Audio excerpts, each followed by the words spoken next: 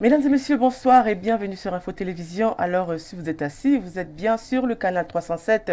Nous sommes à l'émission À vous la parole. Alors, À vous la parole a parcouru le monde et puis on a déniché, n'est-ce pas, ce talent qui travaille dans l'entrepreneuriat et notamment l'entrepreneuriat féminin. Elle nous vient du Canada. Elle va nous parler un peu de ce qui se passe de ce côté, également nous donner son expertise concernant l'entrepreneuriat africain et peut-être même l'entrepreneuriat camerounais. Elle a été invitée par le ministère des Postes et Télécommunications pour l'édition 52 semaines sur le digital pour les femmes. Alors, elle viendra nous dérouler un peu le tapis, notamment concernant son parcours et qu'est-ce qui l'a mené à l'entrepreneuriat féminin. Car je sais qu'aujourd'hui, beaucoup de femmes nous regardent et puis c'est un visage quand même assez connu de l'autre côté de l'Occident et elle a fait le tour du monde. Elle viendra nous donner son expertise et qu'est-ce qu'elle pense pouvoir changer dans ce volet. Sans plus tarder, nous allons introduire l'invité. Vous êtes sur Info TV, surtout ne bougez pas car aujourd'hui, en exclusivité, on reçoit cette dame qui nous vient du Canada, originaire du Congo, qui a fait ses classes, qui a un parcours quand même assez atypique, qui aujourd'hui mène ce combat pour la survie, l'autonomisation des femmes et notamment les femmes qui ont peut-être été délaissées car elle dit la femme a toujours une seconde chance car elle est la mère de l'humanité. Cette femme n'est autre que Madame Régine Alende Tchombo Congo. Alors j'espère que j'ai bien prononcé le nom Tchombo Congo. Bien Ça donne sûr. déjà la domination de notre pays. Oui, Alors vous êtes de la RDC? oui, je suis de la RDC. Alors, mon nom c'est Regina Lende Tchumbu Congo. Vous avez très très bien prononcé le nom. Oui. Alors, je suis ici parce que je suis invitée par le ministère, la tutelle qui est l'association des femmes et des ministères des postes et des Télécommunications. télécommunications. Alors, parce que je suis en train d'organiser un sommet mondial de l'entrepreneuriat féminin, innovant et inclusif à l'horizon de 2030. Et le sous-thème, c'est pourquoi pas la femme noire et rurale dans l'écosystème entrepreneurial à l'ère de la digitalisation.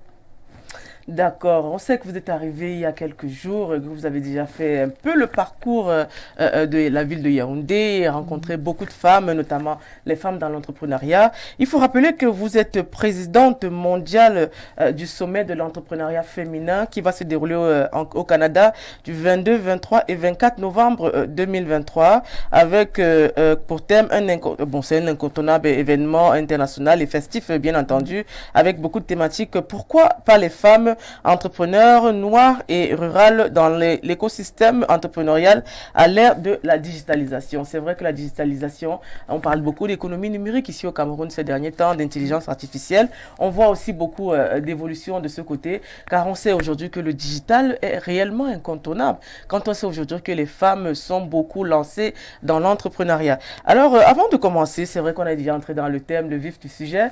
Est-ce qu'on pourrait un peu avoir quel aura été votre parcours? C'est vrai qu'il n'est pas souvent aisé de parler de soi, mais comme vous êtes notre invité au Cameroun pour la première fois à notre émission, dites-nous un peu quel est votre parcours.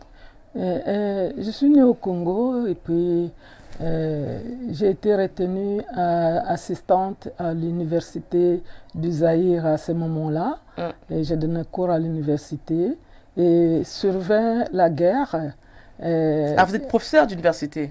Oui, j'étais professeure assistante. Assistant, Oui, d'accord, voilà. à l'université.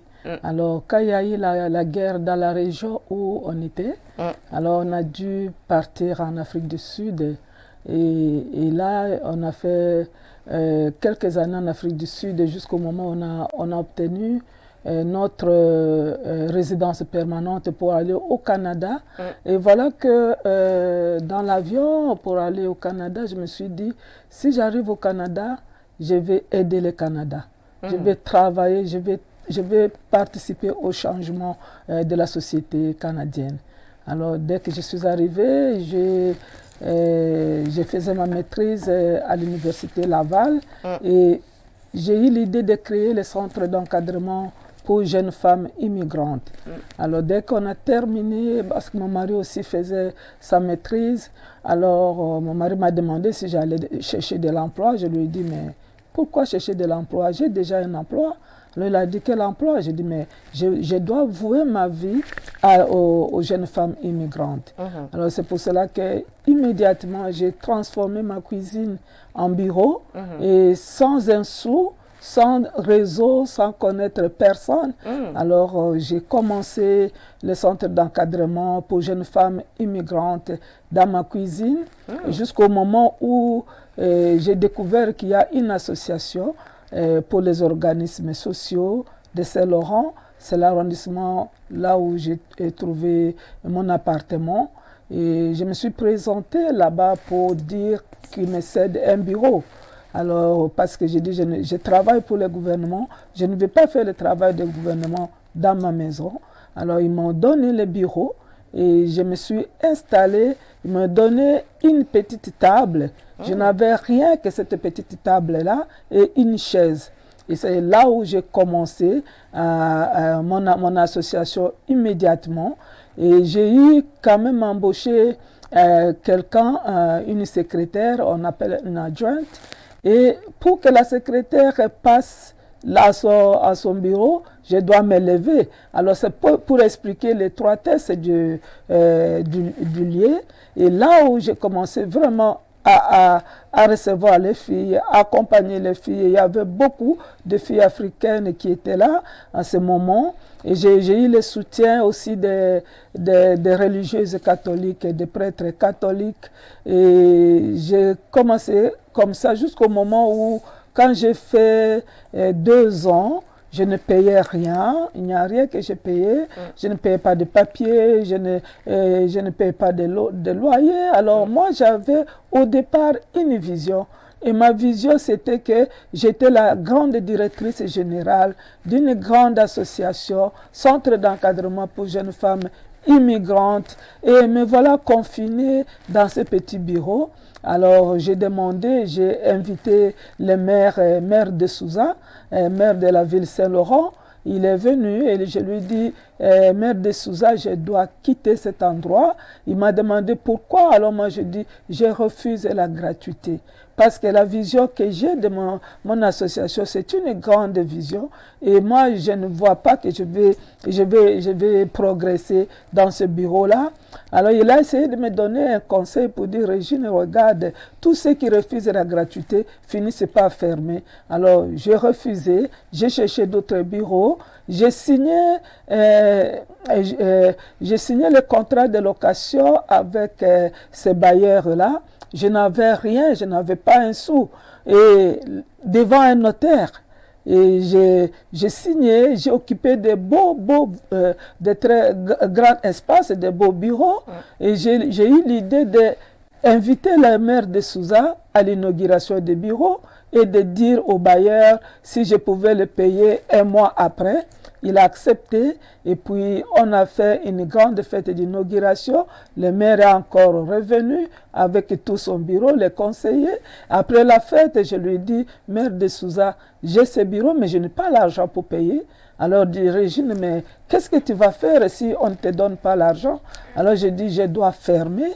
Parce que j'ai mes diplômes, je dois chercher un emploi. Alors, si vous ne me donnez pas cet argent, c'est que vous n'avez pas besoin de moi. Alors, maire de Souza qui dit, non, Régine, tu as changé notre arrondissement. Tu as amené beaucoup de valeurs de différentes cultures. Alors, et après, il m'a financé pour une année. Voilà là où j'ai commencé le centre d'encadrement. Comme quoi, il faut toujours partir de rien, avoir toujours cette verve et cette fougue pour en arriver là à être présidente quand même du sommet mondial de l'entrepreneuriat féminin. Alors, il y a une phrase qu'on a trouvée de vous. Je suis née dans une famille où la promotion de l'égalité, la lutte contre l'injustice sociale ainsi que les études occupent la première place. Ces valeurs ont façonné mon leadership tout au long de mon parcours. Alors, dites-nous un peu, c'est quoi ces phrases? On voit qu'il y a beaucoup de valeurs, beaucoup d'indulgence dans le traitement peut-être de votre parcours. Oui, si j'ai réussi, c'est parce que j'avais une bonne base. L'éducation familiale, ça compte beaucoup pour un enfant. Et ma mère avait 7 filles successivement et il a eu 2 garçons après. Et à ce moment-là, on ne considérait pas la fille. Les personnes et les enfants qui étaient valeureux, c'était les garçons. Mais mon père me disait, Régine, regarde, il n'y a pas de différence entre un garçon et une fille. Tout ce que le garçon peut faire, la fille aussi peut le faire. Et à ce moment-là, nous avions aussi des colons belges qui étaient là. Et ils me répétaient, Régine, il n'y a pas de différence encore entre une personne noire et une personne blanche. Alors, tout ce que le blanc peut faire, les noirs aussi peuvent le faire. Et j'étais armée de ces idées-là que mon père me prodiguait à tout moment. Et je me suis dit, bon, c'est que je ne suis pas différente des garçons. Et j'ai commencé à travailler. Je me suis dit, je vais prouver que ce que papa me dit, c'est vrai. Et c'est là où j'ai commencé à étudier à l'école primaire. Et je sortais toujours la première, plus que les autres. Et même l'école secondaire, c'était la première. Même à l'université, c'était toujours la première de la classe. Et mes parents ne supportaient pas l'injustice et la pauvreté. Alors, tout ce que les personnes qui étaient démunies, ils venaient chez nous, nous les aidions. Alors, j'étais armée aussi de ces valeurs-là familiales. Alors, à chaque fois que je vois l'injustice, c'est comme si ça venait me chercher. C'est comme si je devrais faire coûte que coûte quelque chose là-dessus. Et voilà que je suis à l'école secondaire des filles, loin de mes parents. Et je suis partie par hasard à l'hôpital et j'ai trouvé des personnes qui souffraient de la tuberculose et n'avaient pas à manger. Et j'étais dans le pensionnat des sœurs religieuses et catholiques. Et là, moi, j'ai convaincu les sœurs parce qu'on jetait de la nourriture. Alors j'ai dit, les sœurs, si je peux avoir cette nourriture-là pour aller donner aux pauvres. Et ça a commencé comme ça avec mes collègues de la classe. Et on allait à chaque fois remettre cette nourriture aux pauvres, aux tuberculés, sans même savoir que c'était un risque au niveau de la santé. Alors c'est ça les valeurs que mes parents m'ont inculquées, qui m'ont animé tout au long de mon parcours, qui ont animé mon leadership. Et à tout moment là où je suis et que je vois qu'il y a un besoin à combler, je dois le faire. Je dois combler ces besoins-là. Voilà, durant votre parcours, on a un peu essayé de chercher ce que vous avez eu à réaliser. C'est beaucoup, on n'arrive même pas à s'arrêter. On dit qu'à un moment donné, après la fin de l'apartheid en Afrique du Sud, effectivement, vous étiez en Afrique du Sud, vous avez été la première immigrante à vous occuper de l'encadrement des jeunes femmes prostituées de Johannesburg aux fins de réorientation, malgré votre pauvre anglais. C'est vrai ça que vous ne parliez pas bien anglais? Je ne parlais pas bien anglais du tout. Alors, un jour, j'étais à Johannesburg avant la dissolution de l'apartheid. Et je vois qu'il y avait des femmes et des filles dans une bâtisse. Alors, j'ai posé la question, qu'est-ce que ces filles font? C'est la rue qu'on appelle la rue de la mort parce qu'on ramassait les cadavres sur cette rue-là à chaque fois. Alors, j'ai dit, mais comment il n'y a que des filles dans cette bâtisse? Je m'approche. Alors, j'ai dit, je vais entrer. Et puis, la sentinelle m'interdit d'entrer. Et je vois une fille, et je n'oublierai jamais le nom de cette fille-là, une fille qui a ouvert sa fenêtre. Alors, j'ai dit, comment tu t'appelles? Elle dit, je m'appelle Zola. Et tu es dans quelle chambre? Elle me donne le numéro de la chambre. Et j'ai dit à la sentinelle, non, je pars visiter Zola. Et je suis arrivée là-bas et j'ai trouvé Zola avec d'autres filles dans cette chambre-là.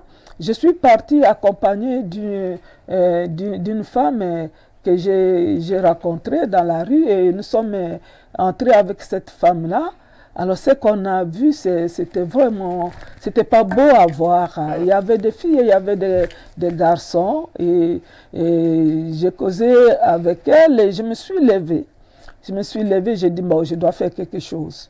Alors j'ai dit, est-ce que ce que vous faites, vous aimez?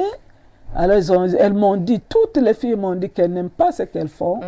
Alors, j'ai posé la question, combien de buteurs vous ramenez? Il y en a qui disent, on peut faire toute une nuit, sans butin, sans rien, 10 rendes, 20 rendes et tout. Alors, j'ai saisi l'occasion et je me suis dit, je suis venu vous dire que je vous aime. J'ai beaucoup d'amour pour vous. Il y a une fille qui était furieuse, qui a été partie à la cuisine. Elle a pris la fourchette. Elle a dit, elle tremblait. Elle a dit, qu'est-ce que tu dis? Alors moi, je dis, Régine, je ne recule pas. Je dis ce que je dis, je vous aime. Il dit, qu'est-ce que tu dis? Il dit, je vous aime, je vous aime, je vous aime. Alors, il y a une de ses amies qui l'a tenue et puis elle a laissé tomber la fourchette. Elle a commencé à pleurer. Alors, c'est alors qu'elle me dira que c'est la première fois qu'une personne me dit qu'elle m'aimait pour de vrai. Et là, j'ai commencé à les sensibiliser, à quitter la rue pour aller travailler. Il y en a qui ont quitté la rue quand même. Il y en a qui sont partis en train de vendre des tomates sur la rue. Il y en a qui ont trouvé des emplois comme domestiques. Alors, c'est ce que j'ai fait à Johannesburg. Avec des filles prostituées. Oui, voilà, c'était quelque chose d'une réorientation, réorienter les filles, les enlever peut-être de ce chemin et puis donner une seconde chance. Car on sait que en fait, c'est ça que vous faites la plupart du temps, car vous le dites vous-même, la plupart sont des jeunes universitaires qui n'ont pas de diplôme, la plupart des femmes, mais qui n'ont pas d'emploi non plus et qui sont à l'aide sociale et qui veulent contribuer dans cette société. Rappelons que vous êtes la directrice générale et fondatrice du CEJFI, qui est le centre d'encadrement des jeunes femmes immigrantes au Canada. Alors, comment s'est passée, n'est-ce pas, la création de ce centre et pourquoi vous l'avez créé étant au Canada? Ok, j'ai créé, c'est comme je vous ai dit tantôt. Alors, je me suis dit, en Afrique du Sud, j'ai fait 5 ans et on n'avait pas trouvé d'emploi. Et je me suis dit, je n'avais pas de diplôme sud-africain. Et je me suis dit dans l'avion, comme je vous ai dit, que je pars au Canada, je vais changer le Canada. Et la piste où je pouvais changer le Canada, j'ai rencontré par hasard un groupe de jeunes femmes qui m'ont vu, qui ont dit, parce que j'étais un peu plus âgée, et nous avons des problèmes ici, est-ce que vous pouvez nous aider, madame? Alors j'ai dit, ou je les ai écoutés. Alors ils avaient des problèmes, même des problèmes de cœur, des problèmes d'encadrement. C'est avec cette idée-là et avec la vision que j'avais, et j'ai créé le centre d'encadrement pour jeunes femmes immigrantes. Et là, c'était la toute première personne de créer un centre pour jeunes femmes. Et la société ne m'a pas laissé parce qu'il y a des centres qui existent pour femmes, pour immigrants. Et ils me demandaient pourquoi je devrais créer un centre pour jeunes femmes. Alors moi, j'ai dit, c'est parce que il n'y a pas de centre qui existe. Et que ces femmes-là, et ces jeunes femmes, elles sont délaissées. Elles ont besoin d'un encadrement. Et moi, je me propose à les encadrer, à les sortir là où elles sont. Alors c'est pour cela que je dis la plupart, ils étaient à l'aide sociale. Il n'y avait pas d'emploi parce que dans les temps, il y avait la discrimination contre les immigrants, les préjugés, le manque de reconnaissance des acquis et des diplômes acquis à l'étranger. Et c'est alors qu'on a commencé à les suivre, à chercher de l'emploi pour elles. Et on a ouvert même une banque alimentaire pour pouvoir qu'elles se servent avant d'attraper, d'avoir l'emploi. Et c'était la pauvreté. Et moi, j'ai voué ma vie plutôt pour la lutte contre la pauvreté des femmes et la pauvreté des immigrants. Est-ce à dire que vous financez des projets de femmes entrepreneurs? Mais pour commencer, pour l'entrepreneuriat, c'était d'abord l'employabilité. Et les projets, je travaille en partenariat avec le gouvernement du Québec et le gouvernement du Canada. Parce que quand j'ai vu que les portes de l'emploi étaient presque fermées pour les immigrants, et j'ai pensé à faire quelque chose d'autre qu'est-ce que je devrais faire d'autre? C'est maintenant les ramener à créer leur propre entreprise. Alors, comme la plupart avaient des enfants, alors j'ai choisi des créneaux, la petite enfance et la coiffure. Alors, c'est alors que j'ai travaillé en collaboration avec la commission scolaire Marguerite Bourgeois pour donner les cours de démarrage d'entreprise en petite enfance et à coiffure. Ça a permis quand même à ces femmes-là, à l'époque, je recevais 2000 à 4000 jeunes femmes par année. Et là, on a commencé à leur donner le cours de lancement d'entreprise. Il y a beaucoup qui ont ouvert leur entreprise et il y a beaucoup aussi qui laissaient leurs enfants dans les garderies ouvertes par leurs collègues. Alors, c'était notre lutte contre la pauvreté des femmes. Et on devrait quand même améliorer ce que nous faisons. Parce qu'on ne savait pas combien de femmes ont ouvert leurs garderies et combien n'ont pas ouvert parce qu'on n'avait pas assez d'argent. Alors c'était, et je me tournais maintenant vers le gouvernement fédéral pour qu'on me donne une aide financière pour pouvoir aider, dénicher, faire le suivi auprès des femmes qui terminaient les cours de formation chez nous. Alors le gouvernement fédéral nous a accordé une aide financière pour faire le suivi de ces femmes-là, pour qu'elles puissent aussi croître, créer des entreprises qui puissent croître et non seulement croître, mais se maintiennent. Parce que les entreprises de femmes immigrantes ne subsistent pas au-delà de 5 ans. Et c'est ça qu'on fait, on a fait ce cheminement. Et ensuite, quand on a regardé parmi la clientèle qui est arrivée, il y a des femmes immigrantes parce qu'il y a plus de 80 pays représentés parmi la clientèle que nous recevons. Mais il y a beaucoup de femmes maghrébines, latino-américaines, européennes, mais il n'y avait pas de femmes noires. Et surtout des femmes noires nées en Afrique. Alors c'est alors que je suis encore allé chercher de l'aide auprès du gouvernement fédéral. J'ai expliqué les besoins qu'il y avait, les manquements de femmes noires. Comment on ne les voit pas? Où est-ce qu'elles sont? Et ils nous ont accordé cette aide-là. Et nous avons commencé à aller chercher les femmes noires africaines dans leur milieu de vie, c'est-à-dire à l'église, mosquée, dans les associations culturelles, et les ramener au centre pour pouvoir les guider, et les aiguillonner à aller de l'avant avec leur entreprise. Oui, avant de revenir aux femmes entrepreneurs camerounaises, et ce qu'on a constaté pour toutes les femmes, il y a toujours les mêmes obstacles. Pour pouvoir, pourquoi elles sont en retard, il y a l'obstacle de sexe, il y a, parce qu'ils appartiennent à notre genre, il y a les enfants, il y a, pour ajouter, il y a des coutumes, il y a traditions, religions et consorts qui empêchent que la femme progresse. Alors, la même chose que nous avons constaté avec les femmes africaines qui sont au Canada. Il y a aussi des femmes camerounaises qui sont au Canada. Alors, elles travaillent beaucoup plus dans l'informel. Informel, les sociétés ne sont pas enregistrées et tout. Et nous, qu'est-ce qu'on fait? C'est aller les chercher pour leur dire de quitter l'informel et pour faire bâtir des sociétés comme toute autre personne des sociétés qui peuvent progresser. Alors, je suis arrivée au Cameroun avec les contacts que j'ai pris, parce qu'il y a ces quelques jours seulement que je suis arrivée. Alors, j'ai vu que ce que nous faisons au Canada, la formation, parce que ces femmes-là, on ne peut pas aller créer directement son entreprise sans passer par la formation. La formation, c'est capital. Et j'ai trouvé qu'il y a, comme le ministère de genre d'ici et le ministère de Postes et Communications sont en train de former ces femmes-là. Alors j'ai trouvé que c'est quelque chose de bien, mais pas de causerie, c'est la même chose, elles sont encore dans l'informel, mais ce sont des femmes battantes, les femmes camerounaises. Rappelons que vous avez fait un tour, n'est-ce pas, au centre de promotion de la femme et de la famille, justement, financé par le ministère de la promotion de la femme et de la famille à Biémassi, à Yaoundé 6, et vous avez rencontré beaucoup de femmes qui font dans, justement, l'entrepreneuriat, qui se lancent dans la formation d'abord, avant de se lancer dans l'entrepreneuriat.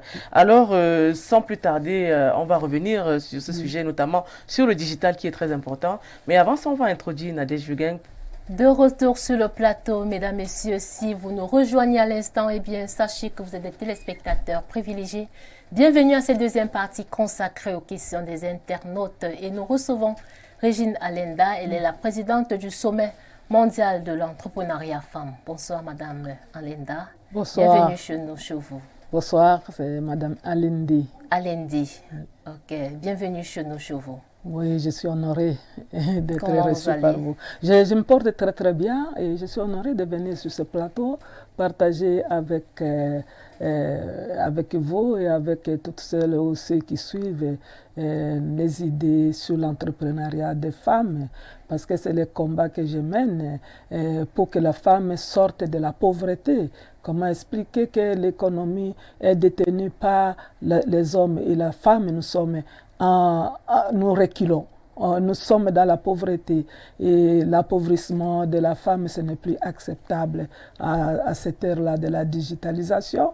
Et même quand on est au Canada, il y a des femmes blanches qui se débrouillent un peu bien, les femmes d'autres groupes racisés, mais la femme africaine est au bas de l'échelle, c'est-à-dire elle vit dans la pauvreté. Et nous avons dit non, ça ne va pas continuer ainsi, nous allons trouver qu'est-ce qu'il faut faire pour améliorer le sort de ces femmes-là. Et les femmes entrepreneurs, qu'est-ce qu'il faut faire pour améliorer la productivité dans leurs entreprises.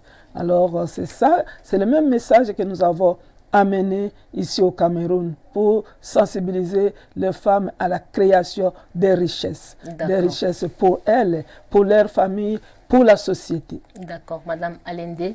Vous allez répondre par oui ou non aux questions proposées par nos internautes et apprécier certaines questions. Alors, êtes-vous pour ou contre l'immigration clandestine?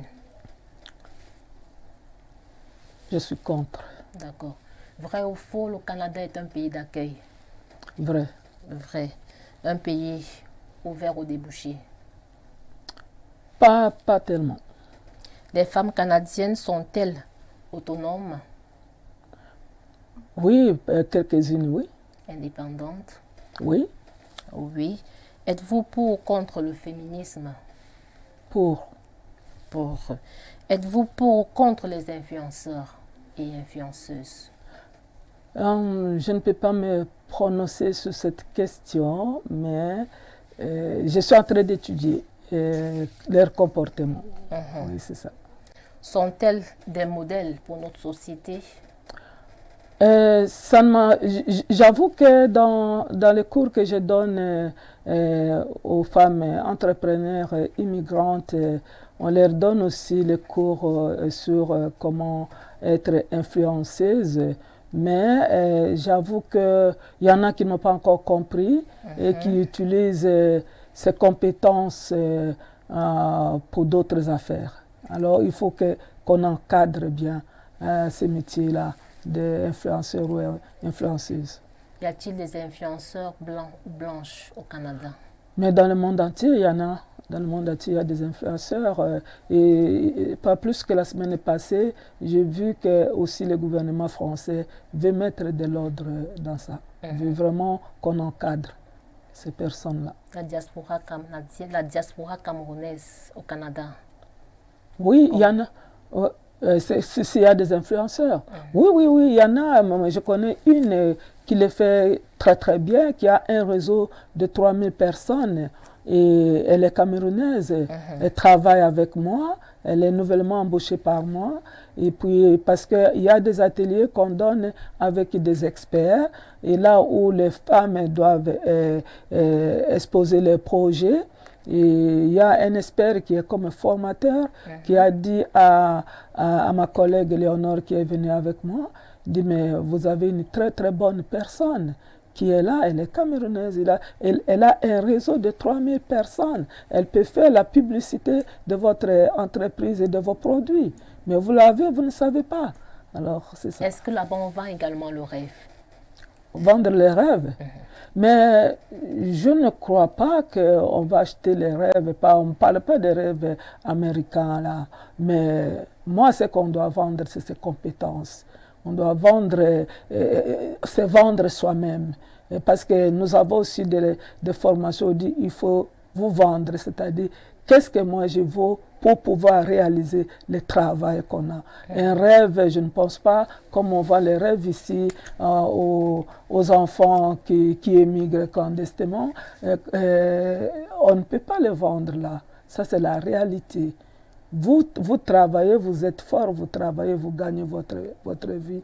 Alors vous êtes fort, vous avez des réseaux, vous gagnez votre vie, mais pas acheter un rêve.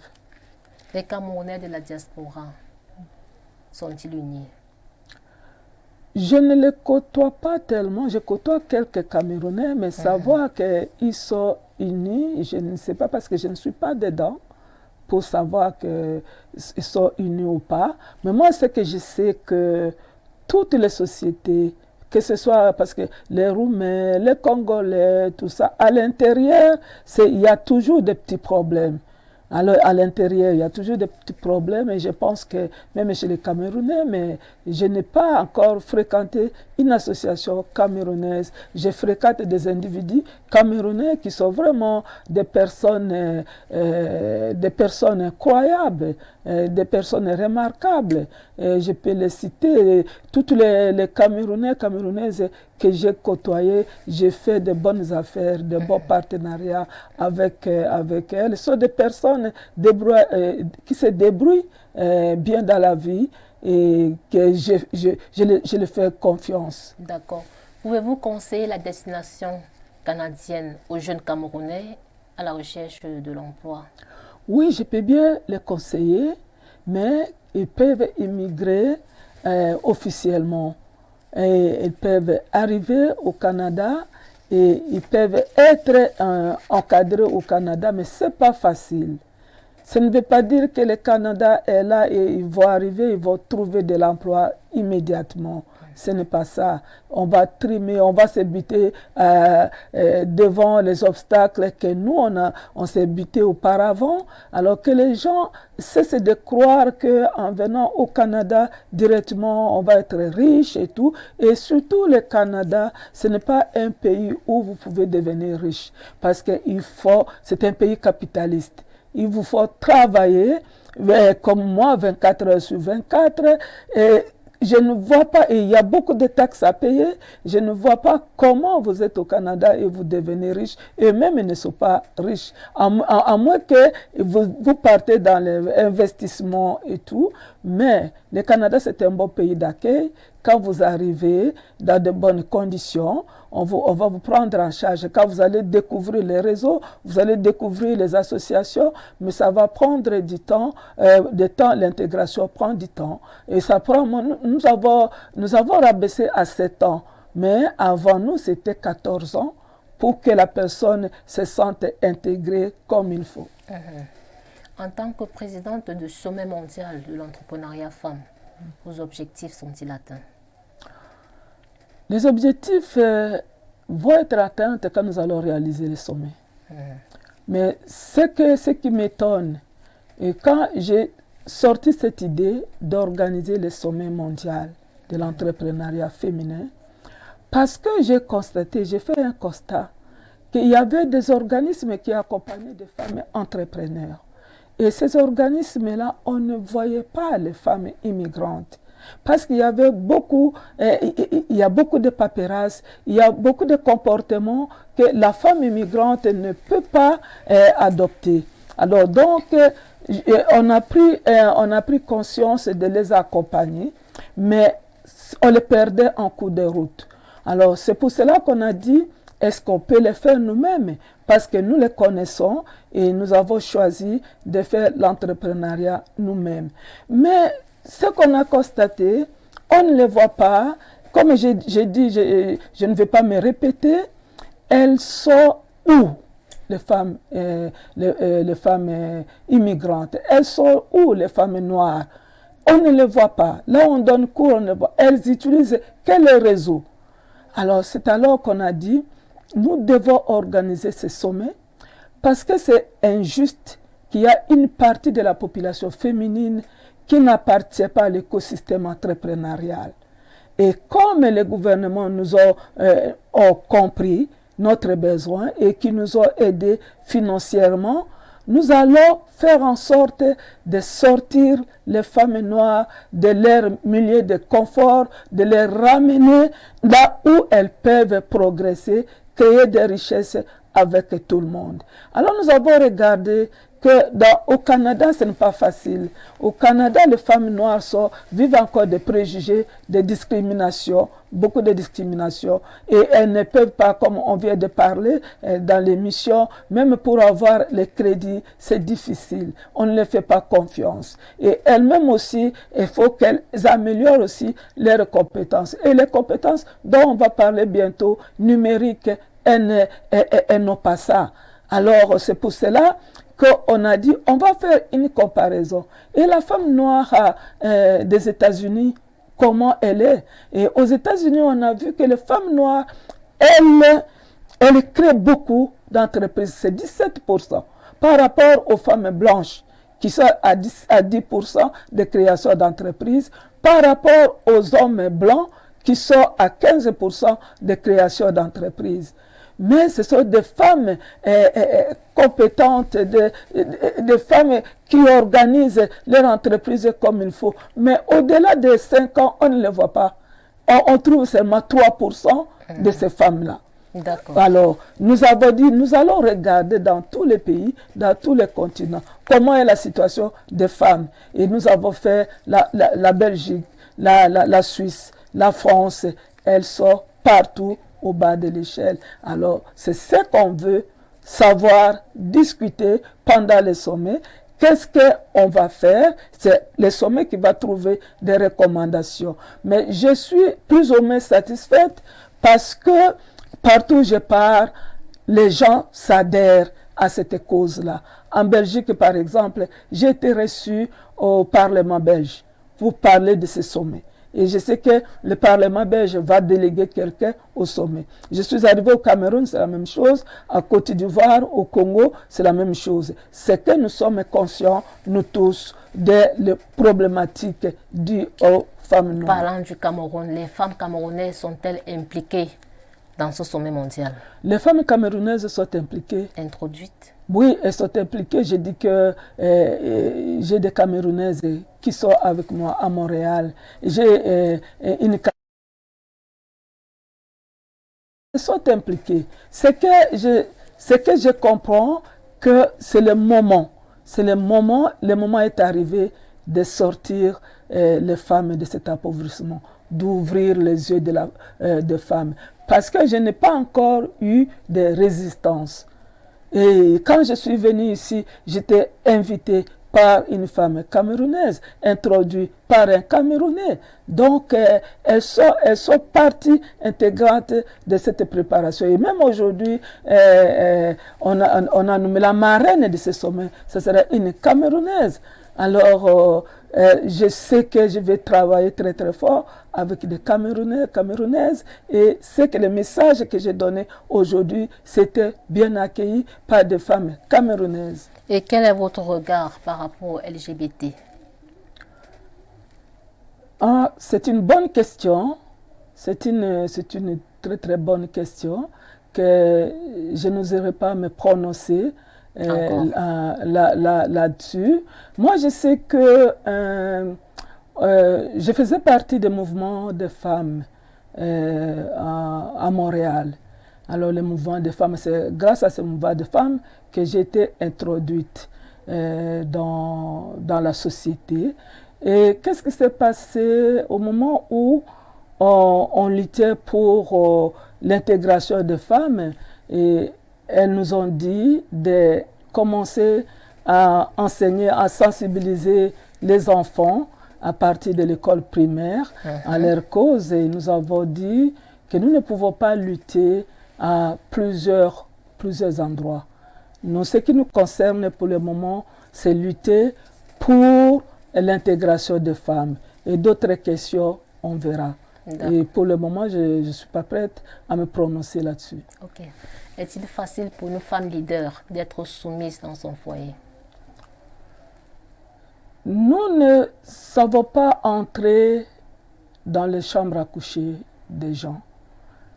Tout ce que nous cherchons est que le foyer ne soit pas un frein pour le développement de la femme. La femme a tous les atouts. La femme doit participer au développement de son pays au même titre que l'homme. La femme doit créer des richesses. La femme doit profiter de ces richesses-là. Mais ce que nous constatons, c'est que parmi les obstacles qui handicapent la croissance des femmes, le développement des femmes, il y a la violence conjugale. Et ça, nous ne pouvons pas accepter. Mais nous pouvons tout simplement sensibiliser les femmes d'une façon générale. Être soumis à son époux, ça c'est la cuisine interne. Mais être empêché de s'épanouir, de contribuer à la société, ça, ce n'est pas acceptable à cause du mari. Et en tant que femme leader, comment conciliez-vous travail et foyer? Mais moi, beaucoup de gens me posent cette question. Mais d'abord, parmi les formations que nous donnons, c'est la conciliation travail-famille, la conciliation études-famille. Alors, chaque personne s'organise de sa façon. Moi, je dis, je suis épouse, je suis mère et je suis leader. Et il n'y a pas d'impact dans ce que je fais. Et je suis accompagnée par ma famille aussi. Et moi, je me comporte comme une femme, membre qui a une famille. Alors, il n'y a pas d'incompatibilité. Ça dépend de l'organisation de chacune. Je sais que je prépare à manger. Je le fais. Et je sais quand est-ce que quand je sors de ma maison, je sais que j'ai laissé ma maison propre, j'ai laissé la nourriture et que les gens qui vont venir, ils vont manger et ils vont se sentir à l'aise. Mais quand je suis à mon travail, je fais mon travail comme il faut. Oui, c'est difficile de concilier travail et famille, mais il y a toujours des astuces. Ça dépend de chaque femme de le faire. Mais le leadership n'empêche pas la famille. Et ma famille, heureusement, ne m'empêche pas de fonctionner. Madame Alende, les hommes ont-ils peur de vous? S'il vous plaît? Les hommes ont-ils peur de vous? Ça, je ne sais pas très bien, mais peut-être. Peut-être, je l'attends. Je suis une femme. Les hommes peuvent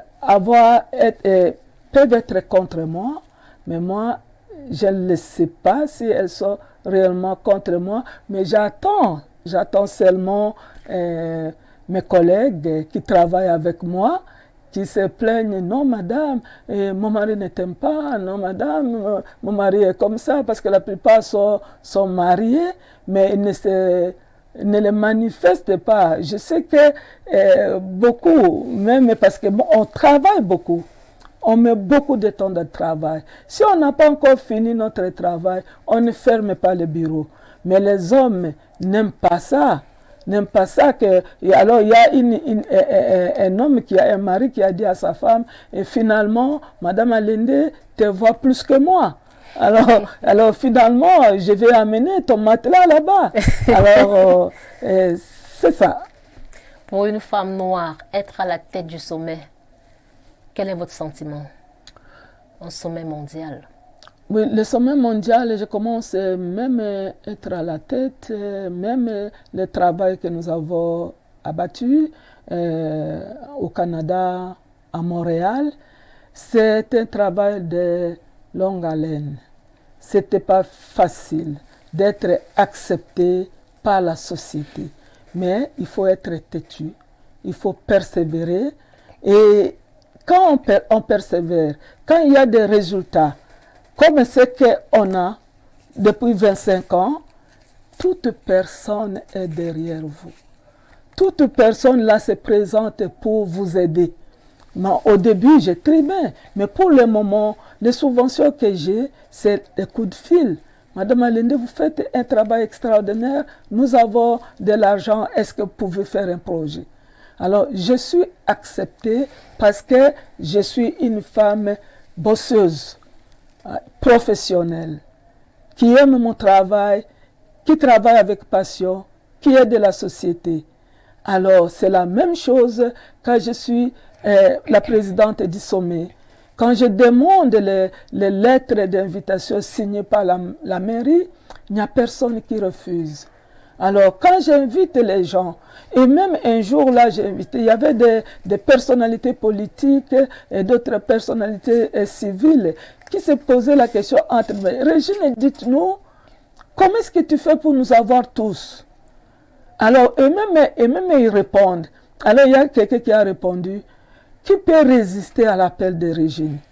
Alors, l'autre a répondu, c'est parce qu'elle est vraie. Elle est vraie, Régine. D'hier, c'est la même Régine d'aujourd'hui. Elle est vraie. Alors moi, c'est ça, les gens m'admirent pour le moment. Mais les gens aiment ce que je fais. La société aime des résultats que je donne.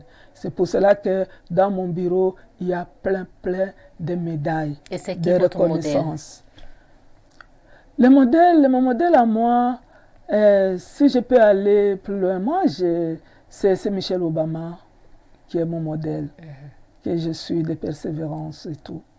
Et pour sortir, arriver à la tête du sommet mondial, oui. Avez-vous été coopté? Non, oui, j'ai été coopté par mon conseil d'administration. Je me suis imposée en quelque sorte. Ce n'est pas un choix facile. Je me suis imposée, j'ai dit, oui, voilà ce que je vais faire, personne n'a jamais fait.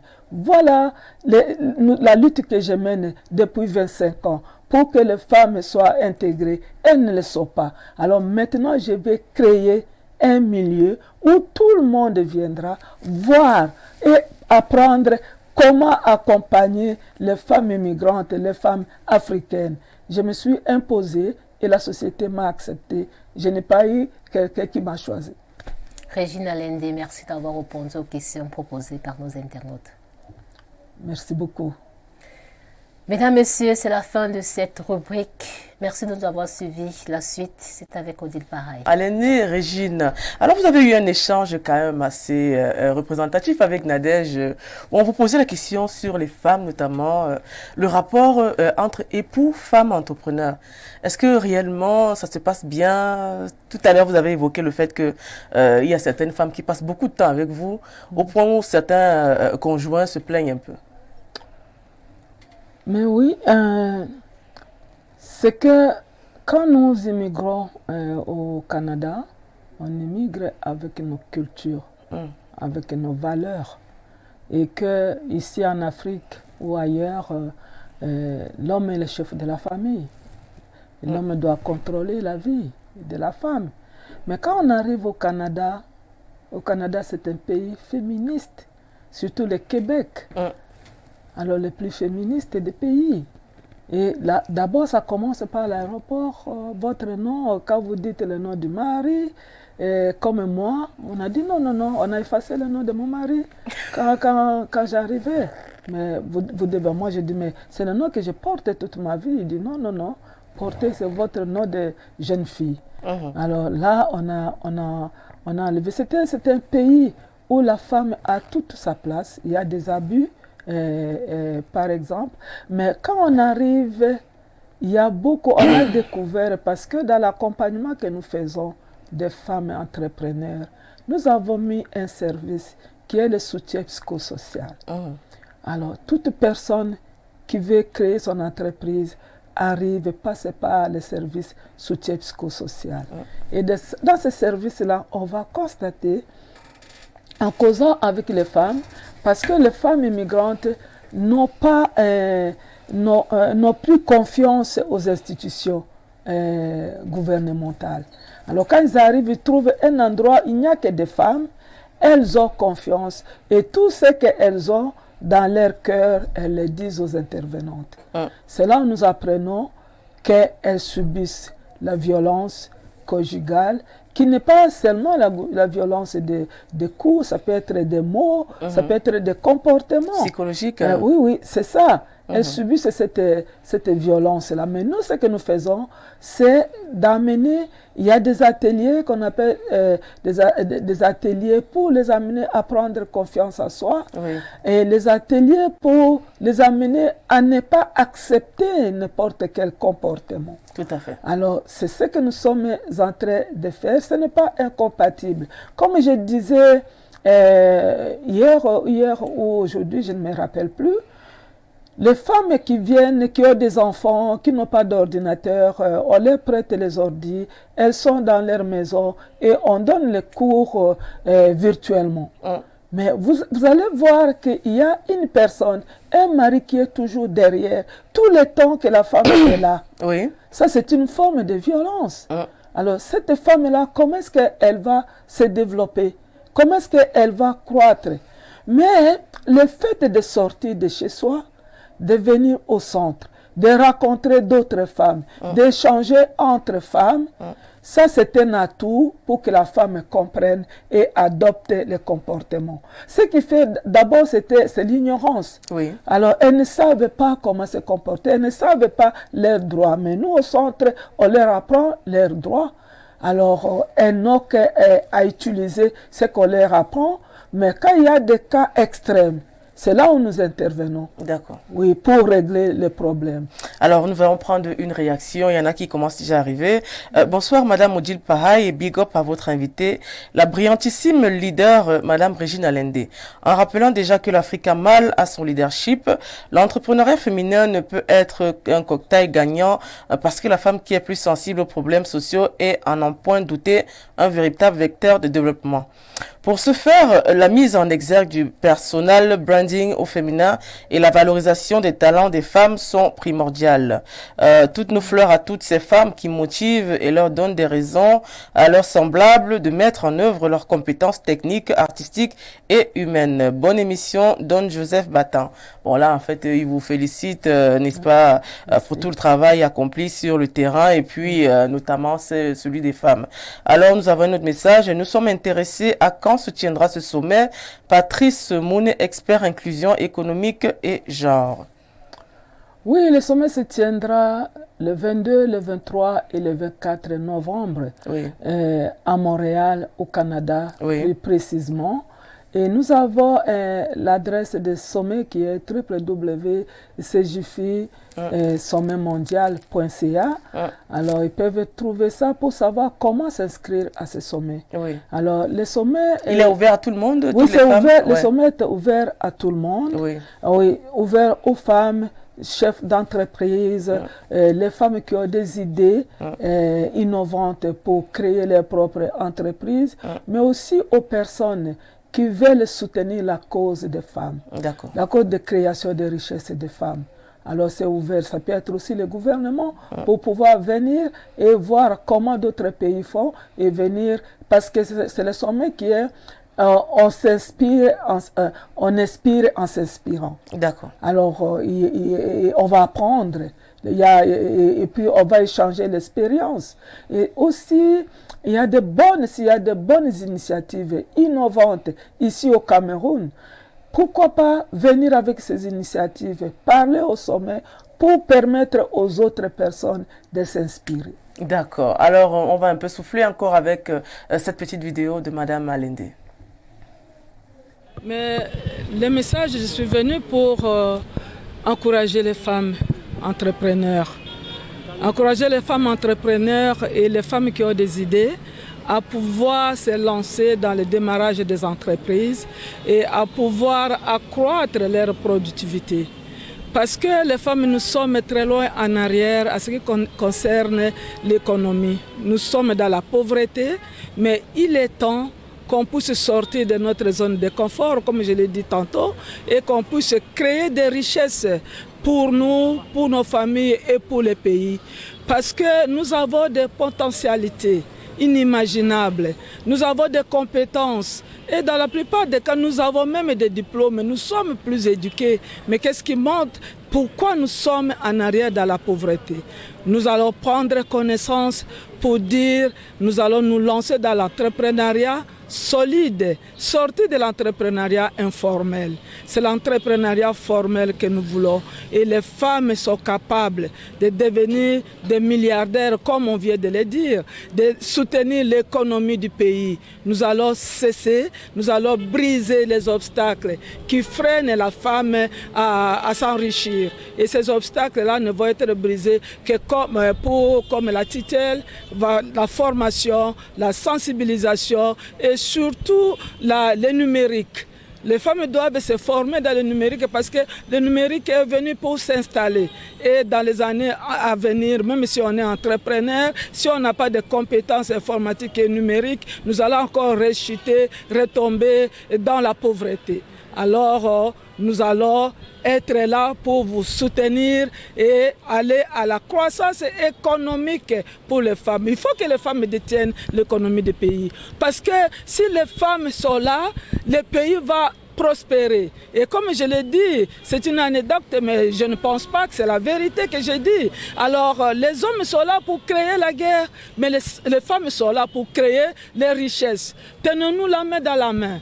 Et avec les hommes aussi, on n'exclut pas les hommes. Les hommes, encourageons les femmes pour que les femmes aillent de l'avant, qu'elles quittent la pauvreté, qu'elles vivent dans la prospérité. Et ça va de pair avec la prospérité. Ah oui, c'était votre intervention tout à l'heure lors de l'acte 7 de 52 semaines de femmes dans le digital, n'est-ce pas, implémenté par la ministre des Postes et Télécommunications pour aider les femmes dans le digital. C'est vrai que vous avez beaucoup mis en exergue le rôle du digital également pour les femmes. Que pensez-vous du digital aujourd'hui qui est incorporé, n'est-ce pas, dans le travail des femmes? Et vous savez que le 8 mars au Cameroun, le thème de cette année comportait le digital également, femmes et entrepreneuriat digital. Mais oui, je vais commencer d'abord par remercier Madame Pauline Catherine Bikaï. La présidente de la tutelle. Oui, et puis la ministre de Postes et Télécommunications. Madame Libom Likeng. Oui, pour cette initiative de s'occuper des femmes. Mais moi, j'étais étonnée de trouver au Cameroun les gens qui font la même chose que nous. C'est la même chose. Tout ce que nous faisons, il le faut ici au Cameroun. L'unique différence, c'est que nous avons un peu plus de moyens parce que nous sommes soutenus par le gouvernement. Et c'est pour cela que nous faisons de grandes actions. Mais ce sont des actions encouragées. Alors, c'est que c'est fait. Mais pourquoi j'ai introduit le digital? Alors, j'ai introduit le digital parce que en cherchant les emplois pour les femmes et filles immigrantes, comme j'ai dit tantôt, c'était difficile. Et j'ai lu que dans le domaine du digital, dans le domaine des métiers non traditionnels, il y a moins de main-d'œuvre. Et pourtant, il y a des postes vacants, on recherche les main-d'œuvre. Alors moi, je dis, je dois former maintenant les femmes dans le numérique, dans l'informatique, dans les métiers dits non traditionnels, pour qu'elles puissent trouver de l'emploi. Alors, et en faisant cela, j'ai expliqué, parce que je travaille toujours avec les partenaires. Tout à fait. Mais voilà, je pars au ministère de l'innovation et je pars chercher de l'aide. Et j'ai trouvé des fonctionnaires qui disent « Ah non, on n'a pas encore appliqué le numérique ici. » Alors moi, j'ai dit « Mais quoi ?» Hier, j'ai regardé les vidéos sur YouTube de l'Afrique. L'Afrique est loin, avec le codage, avec tout ça. Mais ici, on n'est pas avancé. Alors moi-même, je viens et j'appelle le ministère. Alors j'explique et j'ai dit, j'ai un projet. Le projet, c'est les jeunes femmes de numérique code. C'est-à-dire les femmes immigrantes doivent commencer à coder, s'intéresser au numérique. Alors, ils ont financé ce projet-là. La ville a financé ce projet-là. Vous parlez d'une ville au Canada? Non, non, la ville du Canada. Oui, la ville du Canada. La ville de Montréal a financé le projet. Alors, on a vu surtout pendant la pandémie. Et j'ai vu, et c'est ce que j'ai dit aux jeunes femmes, il faut vous puissiez vous revêtir des compétences numériques. Oui. C'est comme je viens de le dire là-bas. Le numérique est venu pour s'installer pour toujours. Alors, si nous n'avons pas ces compétences, nous allons encore reculer. Oui. Alors, le numérique va nous amener loin. Le numérique va améliorer la productivité. Le numérique va nous amener beaucoup de... Même si nous sommes en campagne, nous pouvons, à la campagne plutôt, nous pouvons utiliser le numérique pour pouvoir avancer, pour pouvoir vendre nos produits, pour pouvoir chercher des réseaux. Donc, pour moi, c'est le temps, c'est le moment que les femmes commencent à s'intéresser au numérique. D'ici quelques années, là, et ça sera trop tard. D'accord. Alors, qu'est-ce que vous avez remarqué chez les femmes camerounaises, notamment les femmes entrepreneurs? Est-ce qu'il y a quelque chose qui vous a un peu impressionné? Mais ce qui m'a impressionné, c'est que l'engouement de ces femmes-là. Ce qui m'a impressionné, c'est ailleurs, vous pouvez parler de l'entrepreneuriat, mais vous ne verrez personne. Mais elles sont là. Ce qui m'a impressionné, c'est quand j'ai visité aussi le site du ministère de la promotion de la femme et de la famille, oui. Et que j'ai vu qu'ils apprennent aux femmes les métiers d'esthétique, oui. La couture, l'informatique, la décoration, la cuisine. Et moi, j'ai posé la question, Ouais. j'ai dit, mais est-ce que vous faites le suivi auprès de ces femmes-là? Alors, la réponse m'a tiqué. Il dit, non, ce métier-là, c'est pour que chaque femme aille créer son entreprise. D'accord. Chaque femme parte créer son entreprise. Alors là, j'ai trouvé que ce sont de bonnes initiatives et les femmes sont là pour accepter ça parce que la masse critique dont on m'a parlé, il y a beaucoup de personnes qui suivent ces cours-là. Alors, nous allons continuer, vous allez continuer à sensibiliser ces femmes-là. Ça ne suffit pas de créer l'entreprise. Parce que les entreprises créées par des femmes, souvent, même au Canada, ailleurs, ce sont des entreprises de petite taille. Alors, ce sont des entreprises de services. Alors, des entreprises de produits qui sont saturés.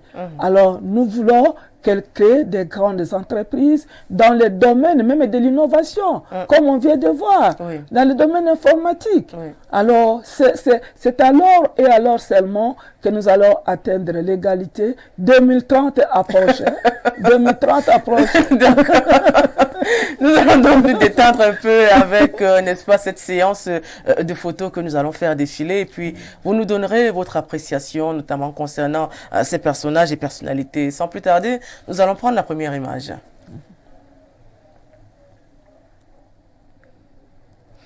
Nous avons là l'artiste sénégalais Youssou N'Dour. Vous connaissez, oui. Qu'est-ce que vous pensez de Youssou N'Dour? Mais moi, je pense, si, à moins de me tromper, oui. Il est artiste, mais il fait beaucoup d'œuvres. Oui, beaucoup d'œuvres. Il travaille avec les femmes, les agriculteurs. Et il a été ministre.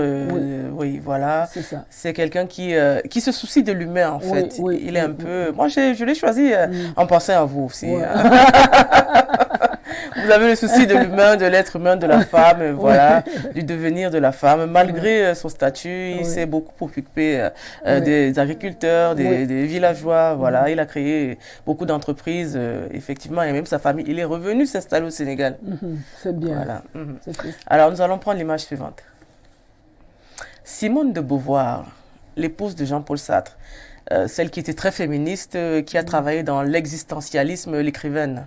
Voilà, bon, elle était aussi athée, l'athéisme, voilà. Mais c'est une femme admirable. Oui. Pour moi, personnellement. Elle a forgé mon enfance. Oui. Et je la voyais comme mon idole. Oui, à ce moment-là, je n'étais pas la seule, mais toutes les filles. Oui, c'est ça. Et je voulais être comme elle. Alors, c'est à partir d'elle que j'ai compris le féminisme. Et voilà, tout à fait. Oui, c'est ça. Alors, c'est ça. Et puis, je la comparais un peu à ma mère, qui a une femme, elle n'a pas étudié, elle n'a pas été à l'école. Mais elle, avec ses 7 filles, elle tenait beaucoup à l'éducation des filles.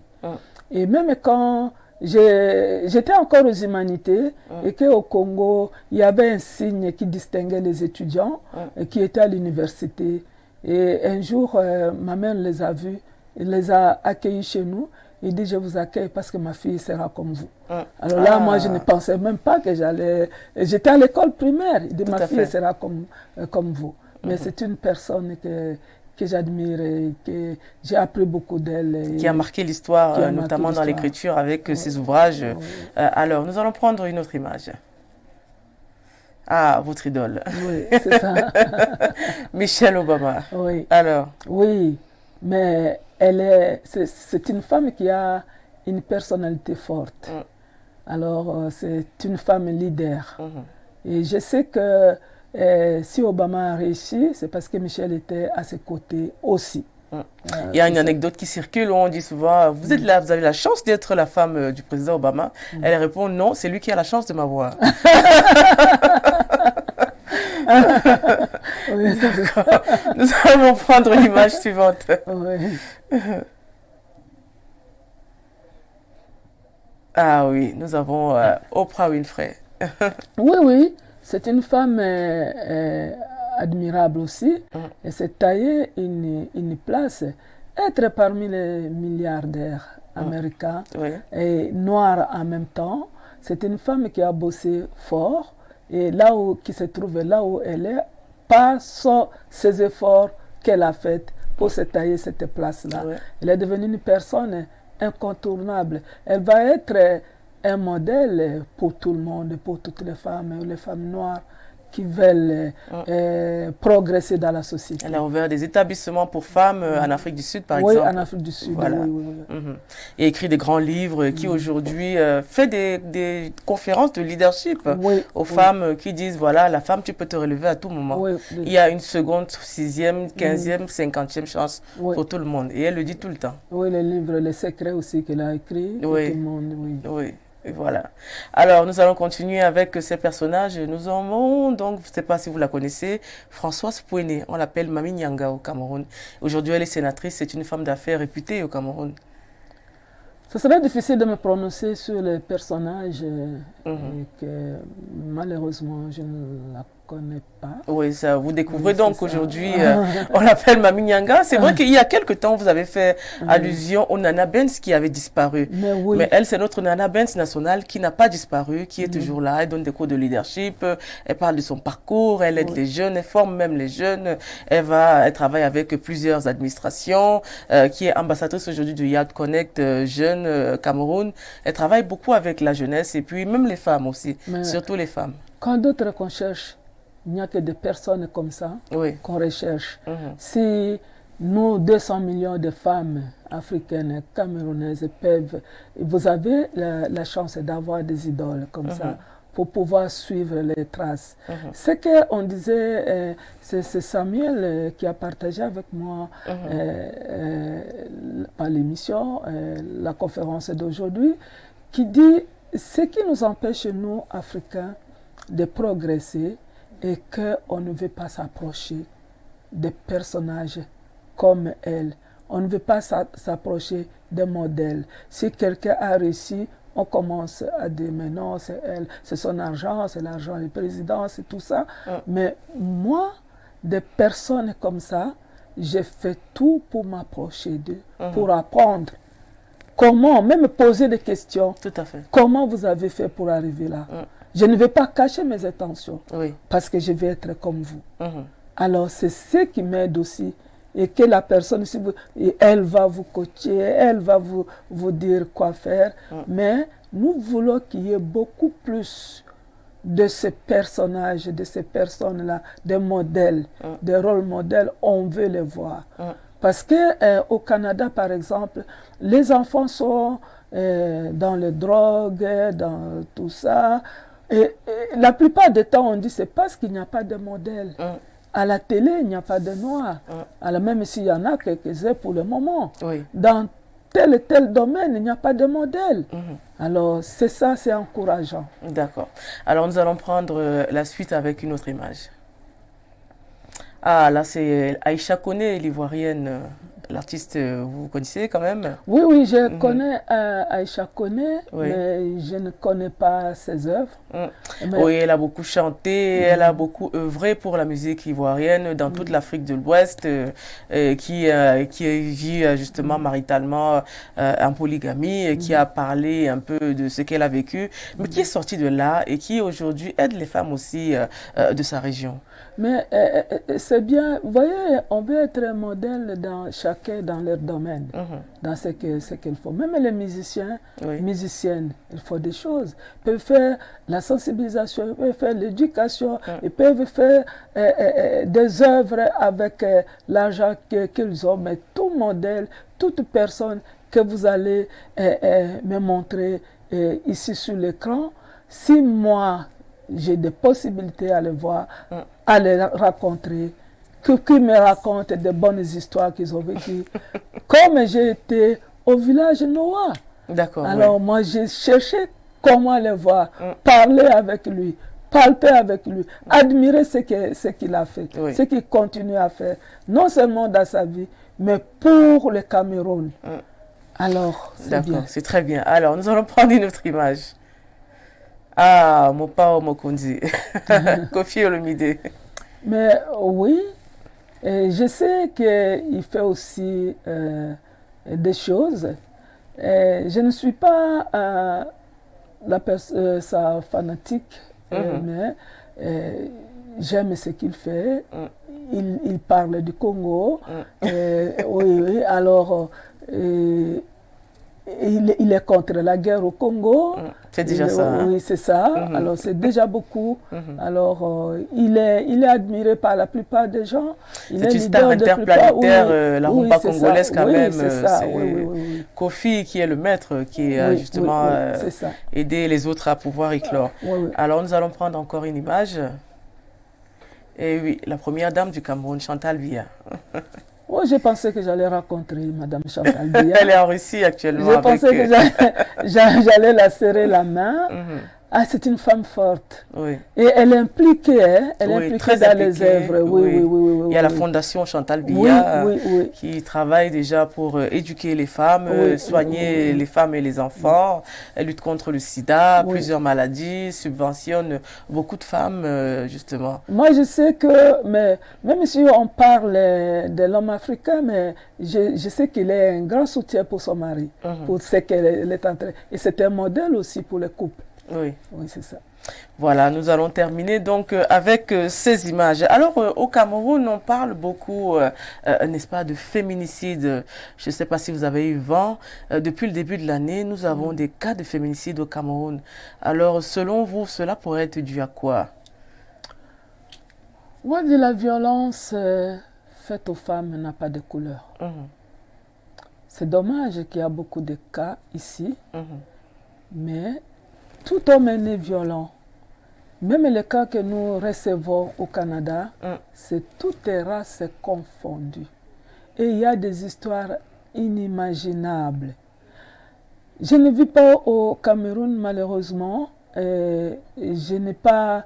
je vais aller chercher sur Internet pour savoir, mais je ne sais pas quelle est la cause.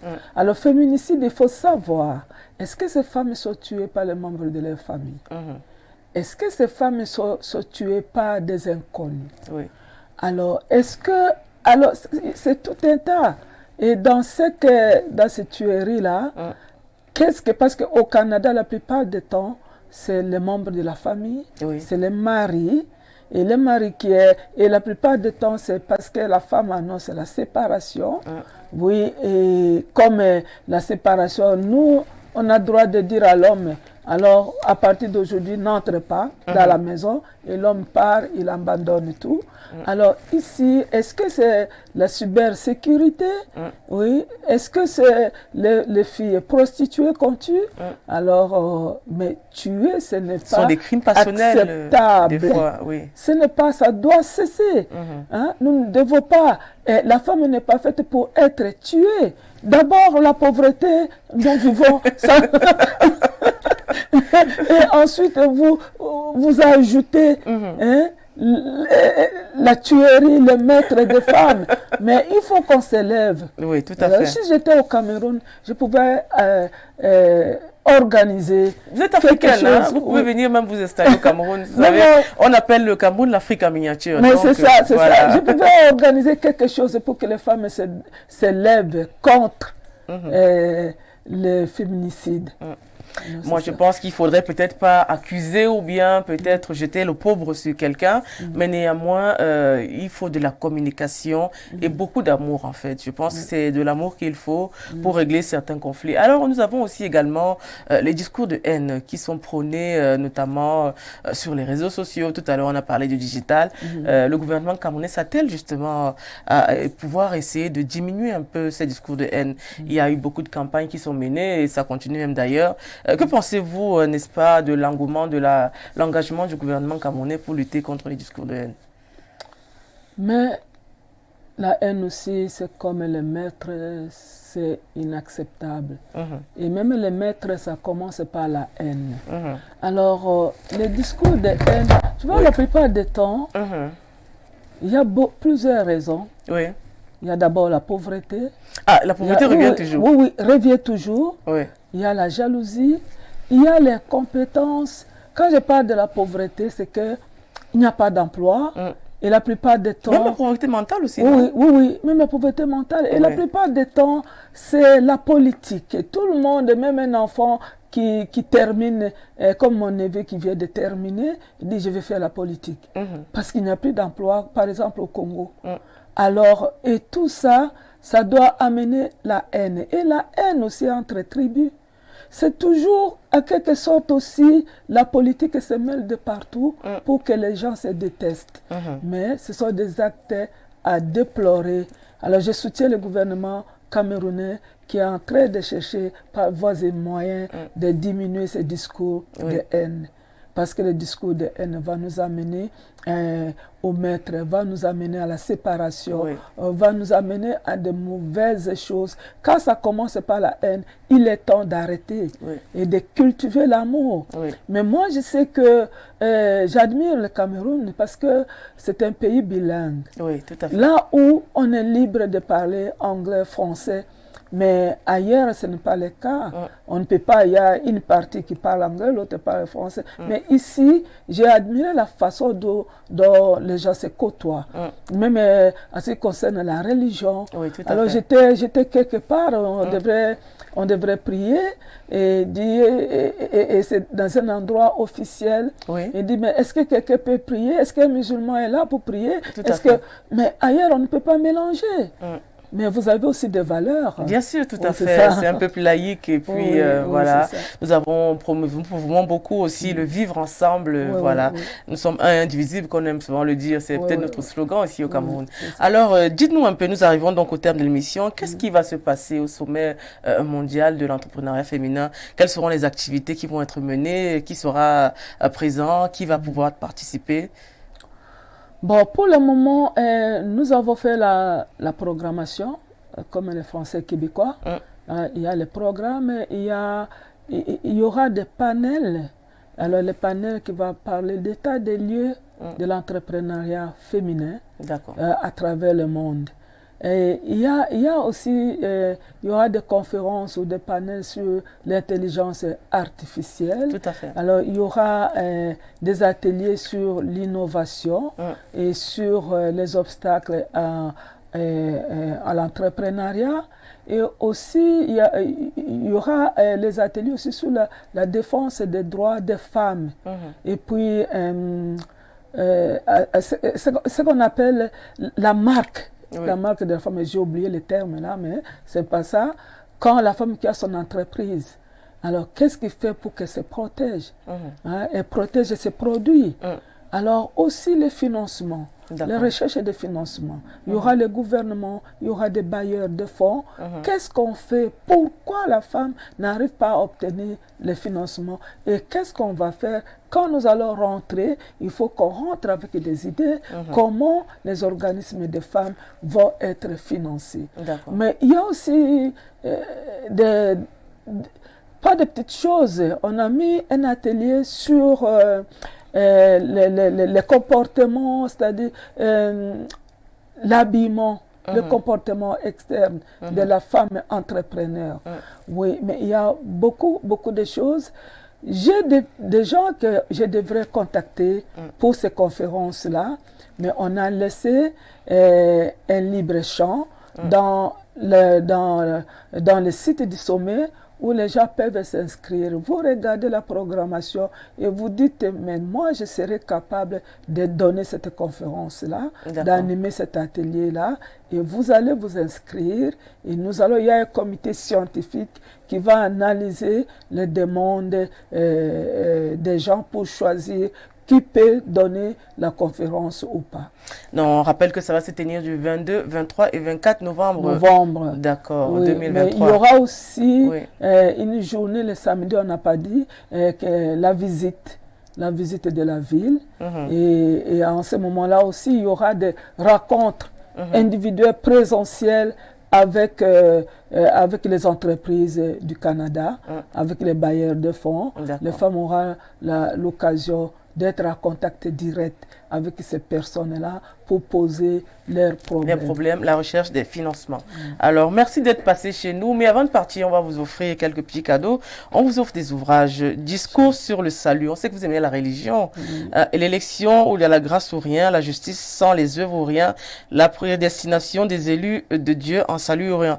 C'est un livre sur la sotériologie. Je ne sais pas trop ce que c'est, de Ange Ombolo. Voilà. Bien, merci beaucoup. Ça nous c'est aussi un recueil de poésie, Les pastiches de Djika Karim Boukar. C'est un Nigérian qui fait de la poésie, les pastiches. Voilà, Résister aux managers toxiques pour réexister. C'est un livre de Diane Juliette Fotso des éditions du Midi. Là, c'est aussi un autre ouvrage. On espère que ça vous plaira. C'est très gentil. Tout ça, oui, les thématiques là, ça va me plaindre. Je vais le dévorer et je vais vous donner des nouvelles. D'accord. Oui. Et aussi, nous avons aussi une petite tradition, même quand vous êtes congolaise, peut-être en lingala. Vous dites quelques mots en lingala, qui peut-être tous les Congolais qui vous regardent, voilà. Nous avons reçu Madame Alende ici, voilà. Qu'est-ce que vous dites à vos frères congolais, même camerounais, en lingala? Bandeko ngandeko na bino na yawa na Cameroun, bayambinga kitoko, pona makambo ya entrepreneuriat féminin. En tout cas, na kuti bango soki bino bozali awa, baza vraiment peuple moko baza accueillant. Bayambinga kitoko mingi. C'est comme si j'étais au Congo. Merci, c'est très beau entendre. On a eu du lingala sur le plateau d'À vous la parole. Merci de nous avoir suivis. Nous arrivons donc au terme de cette édition. On se dit à la semaine prochaine. On dit déjà merci à Ben Valsa à la réalisation, à la diffusion Célestin Tomo. On dit merci à la supervision générale Dieu de Neuvin. Portez-vous bien et surtout soyez sages et à vendredi prochain.